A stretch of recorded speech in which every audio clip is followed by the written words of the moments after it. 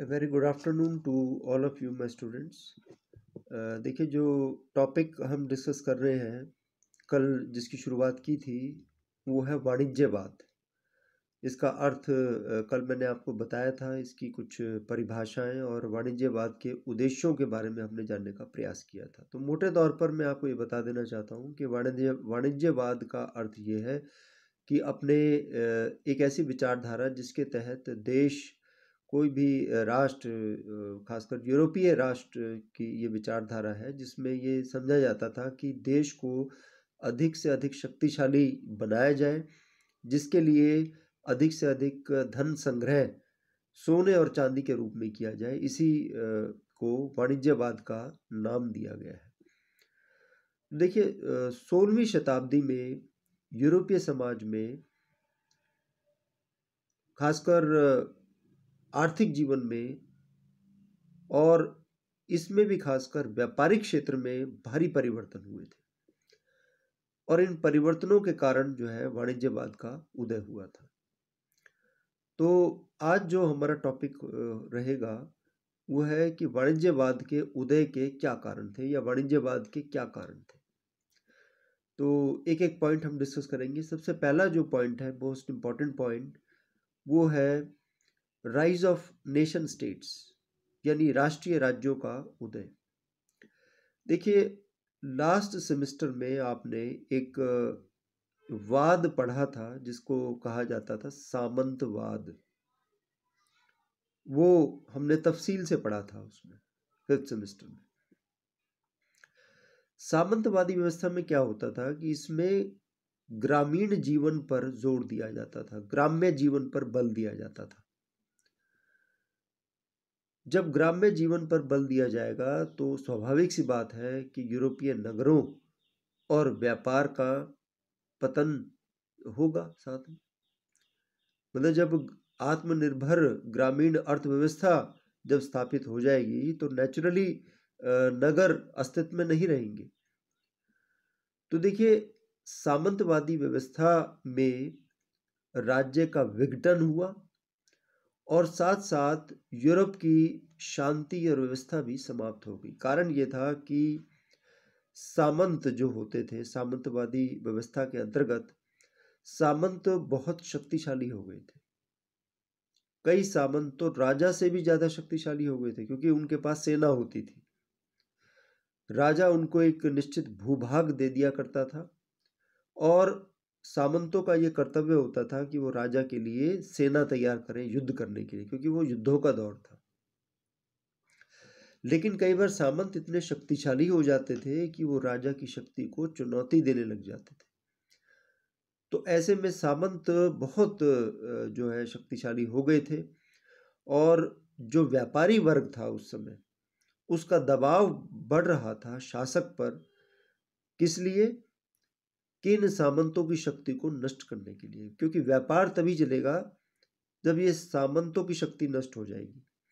अगर सामंत बने रहे तो फिर तो ग्राम्य अर्थव्यवस्था स्थापित रहेगी, उसमें व्यापारियों को क्या लाभ होगा?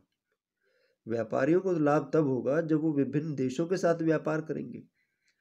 तो देखिए, व्यापारी वर्ग और मध्यम वर्ग दोनों के सहयोग से शासकों ने सामंतों की शक्ति को नष्ट करके और राष्ट्रीय राज्यों की स्थापना करने के प्रयास शुरू कर दिए।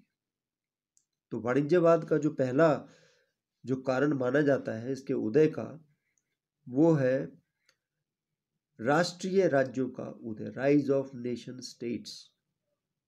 जैसे इंग्लैंड, फ्रांस, रूस, पुर्तगाल, Poland, Hungary, Scotland, Denmark, Norway, Sweden जैसे राष्ट्रीय राज्यों का उत्थान हुआ सामंतवाद के पतन के कारण। और इसके बाद 16वीं से 18वीं शताब्दियों के बीच बहुत से शक्तिशाली निरंकुश राज्य स्थापित हुए, शासक जो है निरंकुश हुए, और इन शासकों ने उद्योगों और विदेशी व्यापार पर ज्यादा से ज्यादा बल दिया। जब विदेशी व्यापार पर बल दिया तो स्वाभाविक सी बात है कि वाणिज्यवाद का उदय हुआ। और जैसे पुर्तगाल और स्पेन जैसे राज्यों ने भी वाणिज्यिक नीति को अपनाने पर बल दिया, और सभी जो राष्ट्रीय शासक थे वो विदेशी व्यापार के माध्यम से ज़्यादा मात्रा में सोना चांदी प्राप्त करके और एक दूसरे से आर्थिक, सैनिक और राजनीतिक रूप से अधिक शक्तिशाली होने का प्रयास करने लगे। तो राष्ट्रीय राज्यों की स्थापना के कारण वाणिज्यवाद का उदय हुआ या वाणिज्यवाद का विकास हुआ। तो ये तो पहला कारण रहा। दूसरा कारण था पुनर्जागरण। पुनर्जागरण के लिए जो अंग्रेजी भाषा में शब्द है वो है रेनेसां। रेनेसां शायद आपने शब्द पहले पढ़ा हुआ। इसने भी वाणिज्यवाद के उदय में महत्वपूर्ण भूमिका निभाई, क्योंकि ये यूरोप में चलने वाला जो आंदोलन था, लगभग 15वीं-16वीं सदी में यह आंदोलन चला, बल्कि कई इतिहासकार कहते हैं कि और पहले इस आंदोलन की शुरुआत हुई। और यह आंदोलन क्या था? पुनर्जागरण मतलब फिर से जागना। मनुष्य की बौद्धिक चेतना, उसका इंटेलेक्ट और उसकी जो चिंतन शक्ति थी, रीजन, उसको जागृत करने पर बल दिया गया। देखिए, लोग जो है यूरोप में भी बहुत अंधविश्वासी थे और बहुत आध्यात्मवादी थे। They were superstitious as well as they were spiritual. वो वर्तमान जीवन को नहीं बल्कि परलोक को सुधारने का प्रयास करते थे। जैसे अक्सर हम ये कह देते हैं कि भाई अगला जीवन हमें सुधारना है तो हमें ऐसे कर्म करने चाहिए कि हमारा जो आगामी जीवन है वो बेहतर हो। तो वर्तमान जीवन को सुधारने की बजाय वो परलोक को सुधारने पर ज़्यादा जोर दिया करते थे। लेकिन पुनर्जागरण ये एक ऐसा आंदोलन था जो कि यूरोप में चला, जिसमें तर्कवाद, व्यक्तिवाद और भौतिकवाद पर ज़्यादा जोर दिया गया और परलोक की बजाय वर्तमान जीवन को सुधारने का प्रयास किया गया। तर्कवाद, रीजन, कोई भी कार्य करो उसके पीछे कोई ना कोई रीजन होना चाहिए, लॉजिक होना चाहिए। व्यक्तिवाद, इंडिविजुअलिज्म, कि सब कुछ नियति के भरोसे नहीं छोड़ना। कहा जाता है ना, we should surrender everything to God to attain salvation, कि हमें भगवान पर सब कुछ छोड़ देना चाहिए। तो भगवान पर सब कुछ छोड़ देंगे तो इंसान क्या करेगा? पुनर्जागरण यही कहता था कि मतलब फिर से जागृत होना, कि मनुष्य ने अपनी शक्ति को फिर से पहचाना। इंडिविजुअलिज्म, व्यक्तिवाद, कि मनुष्य के अंदर भी शक्ति है, वो जो है पूर्णतः नियति पर निर्भर नहीं है।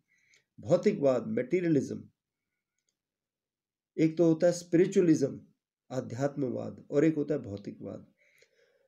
अध्यात्मवाद तो ये समझता है कि ये जो भौतिक चीजें हैं ये कुछ नहीं है, लेकिन भौतिकवाद, मटेरियलिज्म, ये मानता है कि अपने जीवन को सुखी बनाने के लिए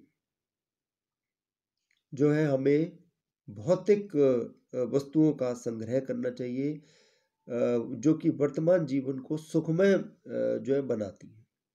सुखों की प्राप्ति के लिए धन दौलत का होना जरूरी था, और धन दौलत संग्रह करने की जो नीति है वही तो वाणिज्यवाद कहलाई। तो पुनर्जागरण एक बहुत बड़ा कारण था कि अधिक से अधिक धन संग्रह करना वर्तमान जीवन को सुखी बनाने के लिए। अब वो जो एक धारणा थी जो पुरानी बनी हुई थी कि मनुष्य को परलोक की ज़्यादा चिंता करनी चाहिए और वर्तमान की ज़्यादा चिंता न करनी चाहिए, अब ये बदलने लगी। अब मनुष्य तर्कवादी हो गया, भौतिकवादी हो गया और व्यक्तिवादी हो गया। इसके बाद जो तीसरा कारण है, ये भी बहुत इंपॉर्टेंट है, ज्योग्राफिकल डिस्कवरीज। मैंने आपको बताया कि बड़ा कठिन था किसी भी नाविक के लिए समुद्री यात्रा करना उस समय, क्योंकि डायरेक्शन की सेंस नहीं होती थी। ये नहीं पता था कि नॉर्थ में जा रहे हैं, ईस्ट में जा रहे हैं, साउथ में या वेस्ट में जा रहे हैं। तो देखिए, पुनर्जागरण आंदोलन जो हुआ, इसने लोगों में एक नया बौद्धिक जोश उत्पन्न कर दिया। इस बौद्धिक जोश से बहुत सी भौगोलिक खोजें हुई। जब मनुष्य ने अपनी शक्ति को पहचाना तो उसने ये सोचा कि क्यों ना हम अपने जीवन को सुखमय बनाने के लिए अधिक से अधिक धन संग्रह करें, अधिक से अधिक व्यापार करें। और व्यापार कब प्रॉस्पर हो सकता है? जब अन्य देशों की खोज की जाएगी। तो देखिए, छापे खाने का आविष्कार हुआ। गुटेनबर्ग प्रिंटिंग प्रेस 1453 में जो एस्टैब्लिश हो गई थी। तो उससे क्या हुआ? मानचित्र बनने लगे, मानचित्र छपने लगे। ठीक है, मानचित्र बनने से क्या हुआ कि एक आइडिया होने लगा कि ये देश यहाँ पर है, इस देश की ये डायरेक्शन है। और इसी समय, यही वो समय था कि जब पुर्तगाल, स्पेन, ब्रिटेन आदि देशों में नाविक स्कूल खोले गए, यानी नेवी की ट्रेनिंग देने के लिए कि कैसे आपको समुद्र में जाना है। वो प्रशिक्षण देने के लिए जो है नेवल ट्रेनिंग हाउसेस की एस्टैब्लिशमेंट हुई। और इस समय विज्ञान का भी काफ़ी विकास हुआ। नए नए प्रकार के समुद्री जहाज़ों का निर्माण होने लगा।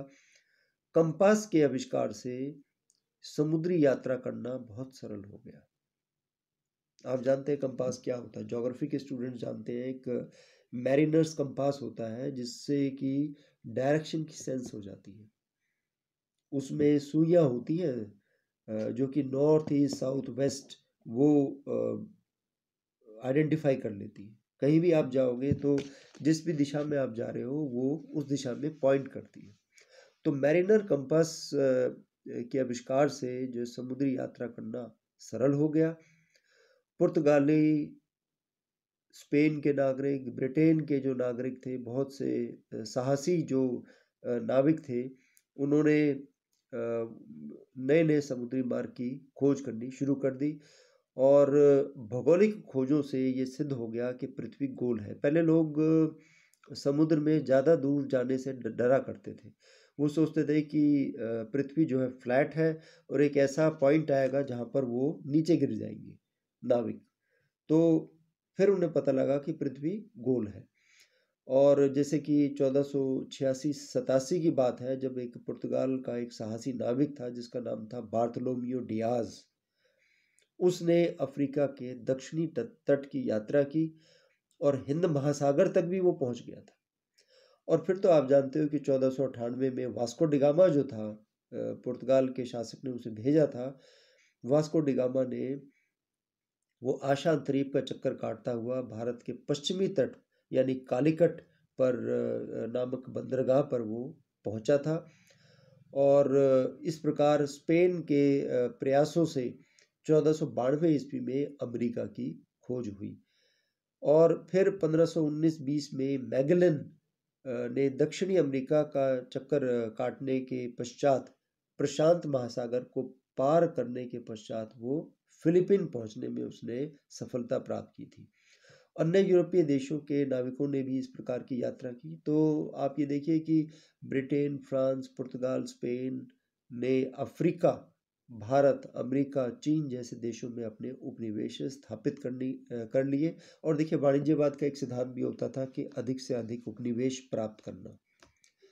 और इन उपनिवेश प्राप्त करने के पश्चात अपने धन दौलत में वृद्धि करने के लिए इन्होंने उन उपनिवेशों में अपने व्यापारिक नियम बनाए और इससे वाणिज्यवाद का उदय हुआ।